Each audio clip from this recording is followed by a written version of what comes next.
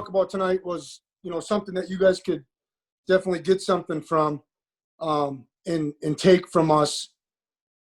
Basically, just want to talk about our man blocking on what ends up being on the front side of our inside zone plays. The couple things that we're looking for is how can we stretch the defense on the front side, and then obviously how can we cut them off somewhere on the backside.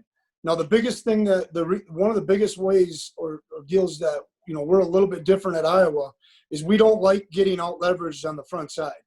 So our guys on the front side are trying to reach, their target. Center's trying to reach 0, guards are trying to reach 1, and the tackles are trying to reach 2.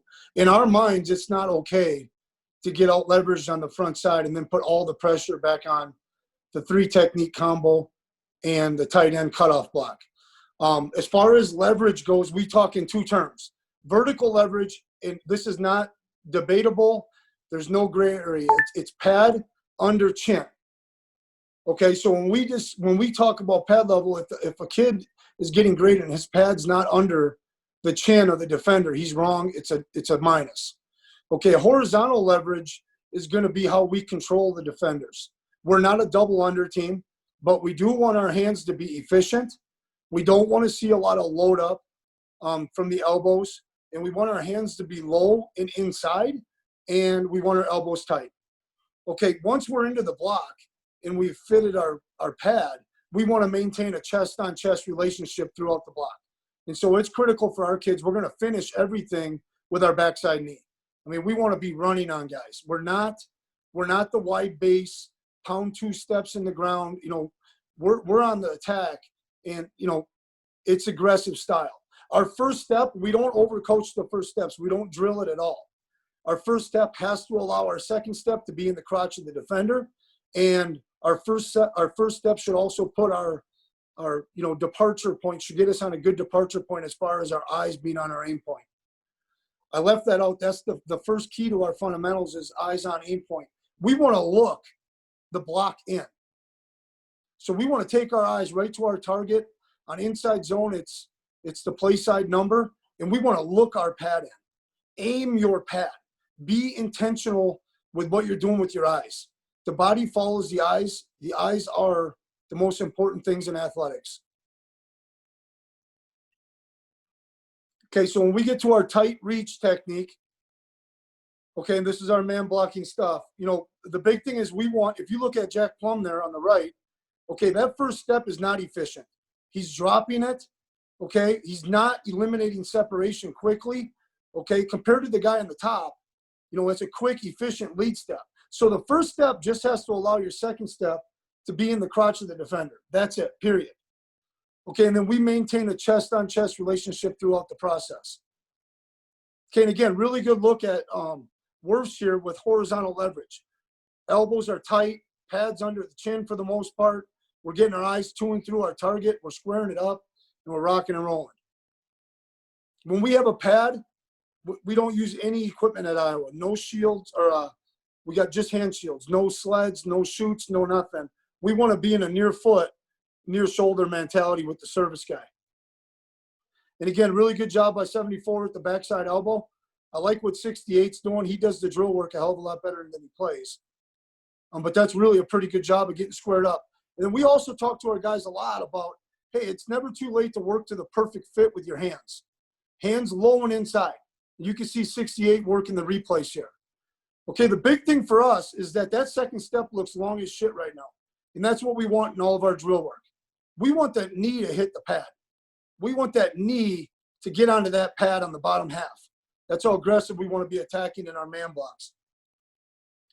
Okay, again, the service guys here are doing an okay job, not great. They've got to stay down, and then they can try to strain to get their hands inside as well. And then as far as when we start looking at the individual blocks, as far as tight left reaches, I mean, we're fanned right here. Okay, so we're running the old school ISO play, center and guard to here. It's a one-step check for the center, and we're working the backside combination, okay?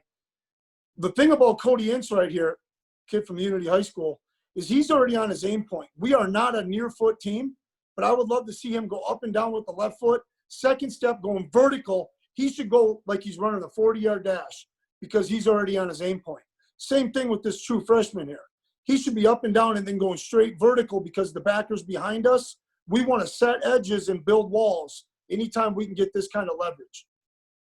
I think that's a really good term to use on any inside or outside zone concept, is you want to set edges and build walls because that's what the defense is trying to do to you. Really good job by 73. And again, he's just a young kid still learning. I don't like that his hips are turned. Okay, but I love the delivery of his eyes and how he's aiming that top of the pad right in on the play side number. Work the square, get his eyes on the target, redirect. 71's doing a really good job here as far as how we want to play this too. Open, get the second step going in the ground, and get running. You shouldn't see too many clips of us, and I'm not saying it's perfect from a yard standpoint or any of that, but you should not see many of our guys with their feet, stalled out. We should be always running the way that we do things at Iowa. We're not worried about the base of our guys. Here's another really good example by 74 on the right side. Okay, and this is a good look at, a lot of people across the country would double team the shit out of this, and then he shoots through. Okay, great, we're out leveraged. This guy, gets out leveraged because they're playing more inside out, and I think that's good football. I see a lot of people doing that. Okay, but the bottom line is this. What we're trying to do at Iowa is everybody's trying to reach and win these reach blocks. So anytime that we are in a combination, we want this guy thinking set an edge, build a wall based on the tempo or the alignment of the linebacker. But this guy's mentality should be, I should reach that guy on my own, the trail player. Really good job by 74. I think if 74's backside elbow was better, I think this would be lights out.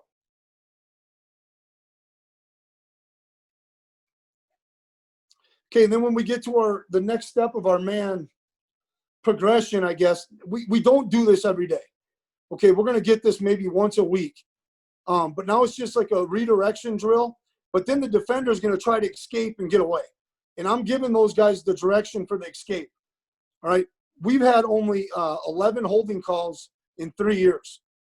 And a lot of that has to do with, the amount of running we do against people and how we're running on them with our backside knee.